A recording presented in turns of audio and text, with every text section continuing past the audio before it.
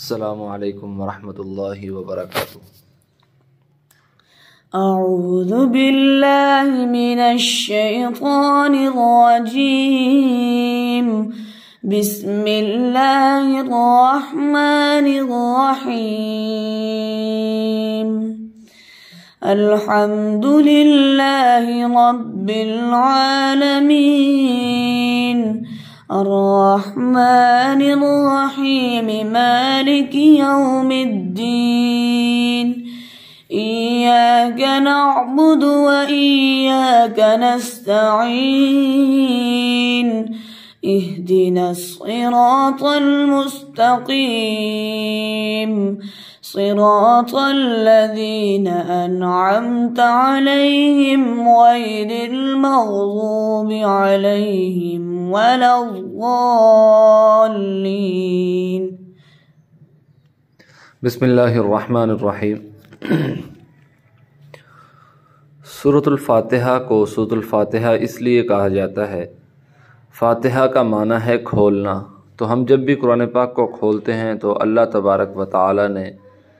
اس سورت کو قرآن پاک کھولنے والی سورت قرار دیا ہے، تو اس لیے اس سورت کا نام سورۃ الفاتحہ رکھا ہے، اور اللہ تبارک و تعالی نے اس سورت کو قرآن پاک کے شروع میں رکھا ہے۔ تو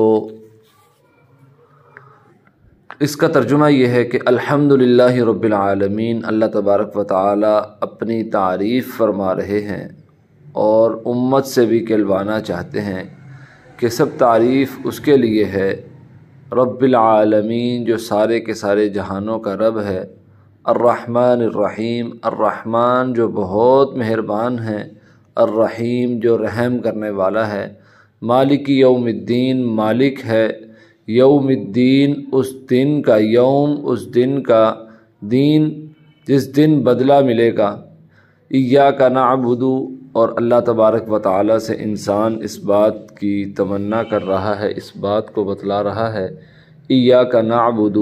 کہ ہم ہی عبادت کرتے ہیں، و ایاک نستعین، اور ہم ہی مدد طلب کرتے ہیں، اہدنا الصراط المستقیم۔ اور پھر انسان اللہ تبارک و تعالی سے اس بات کی دعا کر رہا ہے کہ اے اللہ ہمیں سیدھے راستے پر چلا، صراط الذین انعمت علیہم، اور اللہ تبارک و تعالی سے انسان کہہ رہا ہے کہ اے اللہ تو مجھے ان لوگوں کے راستے پر چلا جن لوگوں پر تو نے اپنا انعام کیا ہے، اور جو تیرے پسندیدہ بندے ہیں، جو تیرے برگزیدہ بندے ہیں، ان لوگوں کے راستے پر مجھے چلا، غیر المغضوب، نہ کہ ان لوگوں کا راستہ جن پر تو غصے ہوا ہے، اور ولا الضالین، اور نہ کہ ان کا راستہ جو جن لوگوں کو تو نے گمراہ کیا ہے۔ اور اس صورت میں مفسرین نے سب سے پہلی یہ چیز بیان کی کہ اللہ تبارک و تعالی انسان کو مانگنے کا طریقہ سکھلا رہے ہیں کہ انسان نے مجھ سے مانگنا کیسے ہے۔ جیسے ہم کسی بڑے آدمی کے پاس جاتے ہیں تو اس سے مانگتے ہیں، تو مانگنے کے لیے پہلے اس کی عزت افزائی کرنی پڑتی ہے، تو اللہ تبارک و تعالی بھی بتلا رہے ہیں کہ انسان پہلے مجھ سے مانگنے کے لیے میری عزت افزائی کر، اور اسی چیز کو اللہ تبارک و تعالی نے سورۃ الفاتحہ کی شروع کی آیات میں ذکر کیا ہے، اور پھر آگے مانگنے کا طریقہ بتلاتے ہوئے اپنے مطالبات کیسے رکھنے ہیں، اللہ تبارک و تعالی نے آخری جو سورۃ الفاتحہ کی آیات ہیں اس میں اس بات کو ذکر کیا ہے۔ اور سورۃ الفاتحہ کا نام اور بھی بہت سارے نام ہیں، اس میں ایک نام شفا نام بھی آتا ہے۔ اس حوالے سے ایک واقعہ مفسرین نے لکھا ہوا ہے کہ ایک مرتبہ ایک قافلہ جا رہا تھا، تو جاتے ہوئے راستے میں ان کو ایک بستی کے پاس پڑاؤ کرنے کا موقع ملا، تو اس بستی والوں نے اپنی بستی میں ٹھہرنے کی اجازت نہیں دی، تو وہ بستی کے قریب ہی جا کر ایک جگہ پڑاؤ ڈال کر بیٹھ گئے۔ تو رات جو اس بستی کا بڑا سردار تھا اس کو کسی موذی جانور نے کاٹا، تو جب موذی جانور نے اس کو کاٹا تو اس نے کہا کہ کوئی ایسا بندہ لاؤ جو مجھے دم کرے اور یہ میری جو بیماری ہے یہ دور ہو جائے۔ تو اسی قافلے والوں کی طرف سے ایک آدمی، ایک صحابی رضی اللہ تعالیٰ عنہ گئے اور جا کر اس بات کا مطالبہ رکھا کہ میں اس شرط پر دم کروں گا کہ آپ مجھے 30 بکریاں بطور انعام دیں گے۔ تو ان بستی والوں نے مان لیا اور سردار کو دم کیا، اللہ تبارک و تعالی نے شفا دی، اور اس صحابی نے سورۃ الفاتحہ پڑھ کر دم کیا تھا۔ تو جب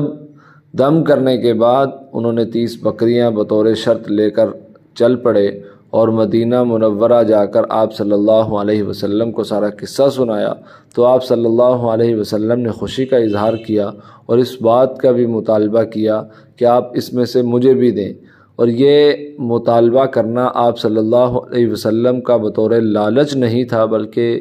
آپ صلی اللہ علیہ وسلم نے مطالبہ اس لیے کیا تھا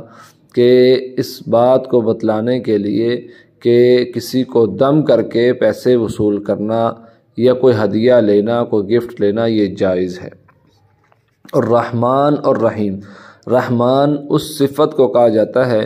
جو اللہ تبارک و تعالی نے ہمیں بن مانگے عطا کی ہیں۔ بن مانگے ہمیں کان مل گیا، بن مانگے ہمیں ناک مل گیا، بن مانگے ہمیں سر کے بال مل گئے، بن مانگے آنکھیں مل گئیں۔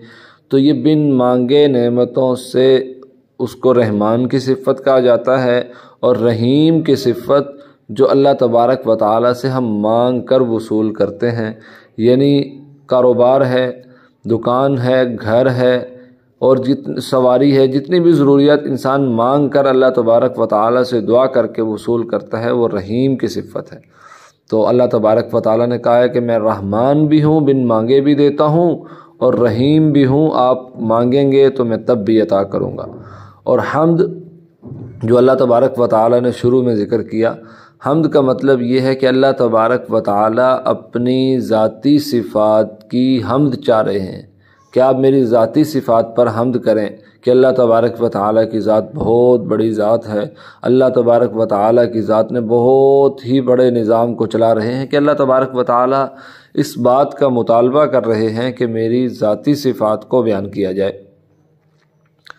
اور اللہ تبارک و تعالی نے رب العالمین، عالمین میں مختلف عالموں کا ذکر ہے، ایک عالم دنیا ہے، ایک عالم آسمان ہے، ایک فرشتوں کا عالم ہے، پرندوں کا عالم ہے، جانوروں کا عالم ہے، زمین کے نیچے کیڑے مکوڑوں کا عالم ہے، مچھلیوں کا عالم ہے۔ تو مختلف عالموں کا ذکر کرتے ہوئے اللہ تبارک و تعالی نے اس بات کو بتلانے کی کوشش کی ہے کہ جتنے بھی عالم ہیں سب کا سب رب میں ہوں، اور مالک یوم الدین، اللہ تبارک و تعالیٰ کہہ رہے ہیں کہ میں ہر چیز کا مالک ہوں، ہر چیز کا مالک ہوں۔ اور انسان جو اپنی ذات کی طرف نسبت کرتا ہے کہ دکان میری ہے، کاروبار میرا ہے، گاڑی میری ہے، تو اللہ تبارک و تعالیٰ ارشاد فرما رہے ہیں قرآن پاک میں کہ جو جس کا ہے سب قیامت والے دن میرے سامنے حاضر ہوں گے۔ تو پھر اللہ تبارک و تعالیٰ اعلان کریں گے لمن الملک اليوم، ہے کوئی بندہ آج جس کی بادشاہی ہو، جو کسی چیز کا مالک ہو؟ تو پھر آگے اللہ تبارک و تعالیٰ خود ہی ارشاد فرمائیں گے للہ الواحد القہار، کہ میں ہی ہوں صرف جس کی آج بادشاہت ہے۔ تو اللہ تبارک و تعالیٰ ہی ہر چیز کے بادشاہ ہیں، اللہ تبارک و تعالیٰ ہی ہر چیز کے مالک ہیں۔ نستعین کہ اللہ تبارک و تعالیٰ سے ضرورت طلب کرنا۔ نستعین طلب دو طرح کے ہوتے ہیں، ایک ظاہری ہوتا ہے، انسان دعا کرتا ہے اور اللہ تبارک و تعالیٰ سے اپنی بیماری کی کہ اے اللہ مجھے صحت دے دے، اے اللہ میرے گھر میں کھانا نہیں ہے مجھے کھانا دے دے، اپنی ضروریات کو مانگتا ہے۔ اور دوسری نستعین، دوسری استعانت یہ ہوتی ہے، دوسرا مانگنا یہ ہوتا ہے کہ انسان کسی ڈاکٹر کے پاس جائے اور جا کر انہیں کہے کہ میں بیمار ہوں، مجھے دوائی دیں تاکہ میں صحت یاب ہو جاؤں۔ تو اللہ تبارک و تعالیٰ سے یہاں نستعین میں ہم اللہ تبارک و تعالیٰ سے اپنی مغفرت طلب کر رہے ہیں، اپنی ضروریات کو طلب کر رہے ہیں، نستعین میں اس کا معنی ہے۔ اور اب یہ جو بیماری انسان کو لگتی ہے، ہر بیماری کا علاج ممکن ہے۔ مفسرین نے یہاں لکھا ہے، حدیثوں میں بھی آتا ہے کہ دو طرح کی بیماریاں ایسی ہیں جس کا علاج ممکن نہیں ہے۔ ایک موت ہے ایسی بیماری جس کا علاج ممکن نہیں، اور دوسرا بڑھاپا ایسی بیماری ہے جس کا علاج ممکن نہیں۔ اور انعمت، آگے ہم نے انعمت علیہم کون لوگ ہیں جو انعامی یافتہ ہیں، تو اس کا ذکر کرتے ہوئے 4 لوگ ایسے ہیں جو انعامی یافتہ ہیں۔ انبیاء ہیں، صدیقین ہیں، شہداء ہیں اور صالحین ہیں۔ انبیاء مطلب انبیاء علیہِسَّلَاۃُ وَالسلام اللہ تبارک و تعالیٰ کے برگزیدہ بندے اور اللہ تبارک و تعالیٰ کے نمائندے ہوتے ہیں، تو اس لیے اللہ تبارک و تعالیٰ انبیاء علیہِسَّلَاۃُ وَالسلام کا ذکر کیا کہ وہ بھی انعمت انعام یافتہ لوگوں میں ہیں، اور صدیقین جنہوں نے فوراً انبیاء علیہِسَّلَاۃُ وَالسلام کی تصدیق کی وہ صدیقین ہیں، اور شہداء جو انبیاء علیہِسَّلَاۃُ وَالسلام اللہ تبارک و تعالیٰ سے دین لے کر آیا کرتے تھے اور جن کو صدیقین بھی تسلیم کر لیا کرتے تھے، اس کو بچانے کے لیے جو اللہ تبارک و تعالیٰ کے راستے میں شہید ہو جائیں ان کو شہداء کہا جاتا ہے، اور صالحین جو اللہ تبارک و تعالیٰ سے انبیاء علیہِسَّلَاۃُ وَالسلام دین لے کر آئے اس دین پر 100% عمل کرنے والے جو لوگ ہوتے ہیں انہیں صالحین کہا جاتا ہے۔ تو یہ 4 طرح کے لوگ انعام یافتہ لوگ ہیں۔ اور غیر المغضوب، مغضوب سے معنی جن کو اللہ تبارک و تعالیٰ نے غصے سے دیکھا، غصہ کیا، وہ یہودی ہیں،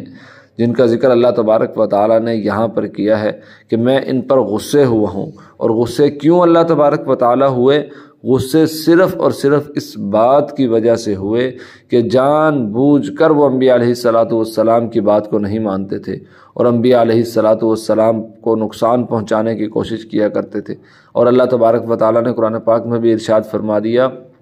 کہ یہ اپنے بیٹوں سے زیادہ انبیاء علیہِسَّلَاۃُ وَالسلام کو پہچانتے ہیں کہ یہ اللہ کے نبی ہیں، مگر جان بوجھ کر یہ بات کو تسلیم نہیں کرتے۔ اور ضالین جو گمراہ ہوئے، گمراہ سے مراد نصارہ ہیں، اور نصارہ نے بھی یعنی دین اسلام کو چھوڑ کر پرانے دین پر رہے، اس لیے اللہ تبارک و تعالیٰ نے ان کا بھی ذکر کیا کہ یہ ضالین، یہ گمراہ ہیں۔ اور مغضوب یہودی جو ہیں، آپ صلی اللہ علیہ وسلم جب مدینہ میں گئے تو حضرت عبداللہ بن سلام رضی اللہ تعالیٰ عنہ جو یہودیوں کے عالم تھے، ان کی پھپھو یعنی اس کتاب کو بخوبی جانتی تھیں، تو انہوں نے اپنے ارد گرد احباب کو یہ بات بتلا رکھی تھی کہ ایک نبی آنے والے ہیں، ان کا حلیہ بتلایا ہوا تھا۔ تو حضرت عبداللہ بن سلام رضی اللہ تعالیٰ عنہ درخت کی چوٹی پر چڑھے ہوئے اور کھجوریں توڑ رہے تھے، تو آپ صلی اللہ علیہ وسلم مدینہ میں تشریف لائے، تو آپ صلی اللہ علیہ وسلم کو حضرت عبداللہ بن سلام رضی اللہ تعالیٰ عنہ کی پھپھو نے جب دیکھا تو فوراً کہہ دیا کہ یہی ہیں وہ نبی جن کا ذکر ہے ہماری کتابوں میں۔ تو حضرت عبداللہ بن سلام رضی اللہ تعالیٰ عنہ جب اس درخت سے نیچے اترے اور کھجوریں ہاتھ میں ہی تھیں کہ آپ صلی اللہ علیہ وسلم کی ذات اقدس پر ایمان لے آئے اور اسی اسلام پر رہے۔ اور یہ تھا جنہوں نے تسلیم کیا ان کا بھی ذکر اللہ تبارک و تعالیٰ نے کر دیا، اور جنہوں نے تسلیم نہیں کیا پھر اللہ تبارک و تعالیٰ نے ان کو غضبناک ہونے کا بتلا دیا کہ دنیا میں بھی ان کو اس بات کا پتہ چل جائے کہ اللہ تبارک و تعالیٰ نے ان پر غصہ کیا ہے۔ تو یہ تھا سورۃ الفاتحہ کا مختصر سا ترجمہ اور تفسیر۔ اللہ تبارک و تعالیٰ سے دعا ہے جو کچھ کہا گیا اس پر عمل کرنے کی توفیق عطا فرمائے۔ وآخر دعوانا ان الحمد للہ رب العالمین۔